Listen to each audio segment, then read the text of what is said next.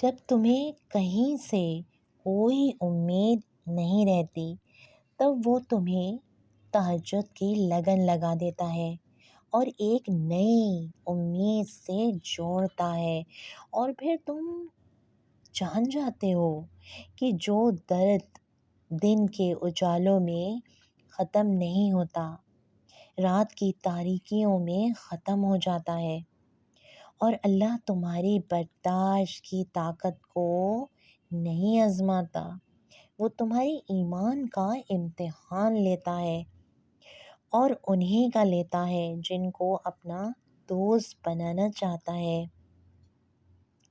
اللہ کو تمہاری برداشت کی حد معلوم ہے، اور اللہ کبھی تمہیں اس حد سے زیادہ غم نہیں دے گا۔ تمہیں لگتا ہے اب تم تھک گئے ہو، مگر تھکنا تمہارا ایمان نہیں۔ جو بات مجھے مہینوں بعد سمجھ میں آئی وہ شروع میں سمجھ آ جاتی تو بہت اچھا ہو جاتا۔ وہ یہ کہ کسی کے ساتھ ہمدردی کرنا اور اس کی تکلیف کو دور کرنا تو صرف اور صرف اللہ کی رضا کے لیے، اور اتنا ہی کرنا جتنا اللہ کا حکم ہے۔ ایسا نہ ہو کہ کہیں کسی کا درد ختم کرنے کی کوشش میں تم خود دکھوں کے دریا میں ڈوب جاؤ اور تمہیں نکالنے والا کوئی نہ ہو۔ اس لیے انسانوں سے نہ صلے کی امید رکھنا، نہ بدلے میں اچھے سلوک کی۔ جو اللہ نے تمہارے لیے لکھ دیا ہے وہ امتحان کے لیے تم سے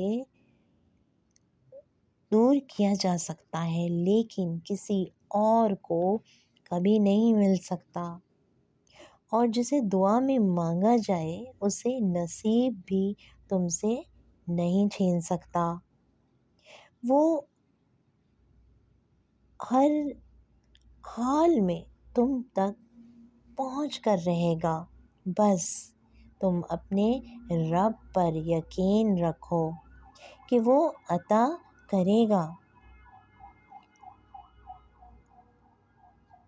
خوشی ہو یا غم سب اللہ کو بتایا کرو، اسے تمہارے یوں باتیں کرنا اچھا لگتا ہے۔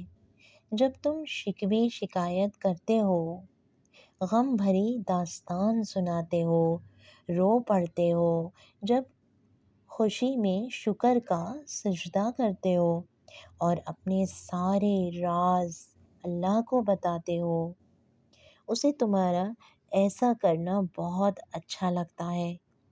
ایک وہی تو ہے جو ہمارا درد سمجھتا ہے۔ میری یہ چند باتیں ہمیشہ یاد رکھنا، گلے شکوے کرنے والوں میں مت بیٹھنا، وہ تم کو بھی نہیں چھوڑیں گے۔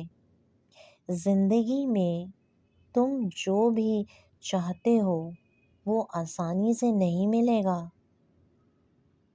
جو تمہاری عزت نہ کرے اس سے فوراً دور ہو جانا۔ دھوکہ ہمیشہ اپنوں سے ہی ملتا ہے۔ تم جب حد سے زیادہ کسی کو محبت کرنے لگ جاتے ہو تو وہ تم سے دور ہو جاتا ہے۔ کچھ لوگ اپنی ضرورت پوری کرنے کے لیے تم سے جھوٹی دوستی، جھوٹی محبت کا دعویٰ کریں گے، اور جس دن بھی تم نے اس کی ضرورت پوری کر دی تو وہ تمہیں آسمان سے زمین پر پھینکنے میں دیر نہیں کرے گا۔ اکیلے جینا سیکھو، وہی تمہارے لیے بہتر ہوگا۔ جو شخص تمہارے خلوص محبت کو ٹھکرا دے وہ شخص دنیا میں کسی ایک کا بھی نہیں ہو سکتا۔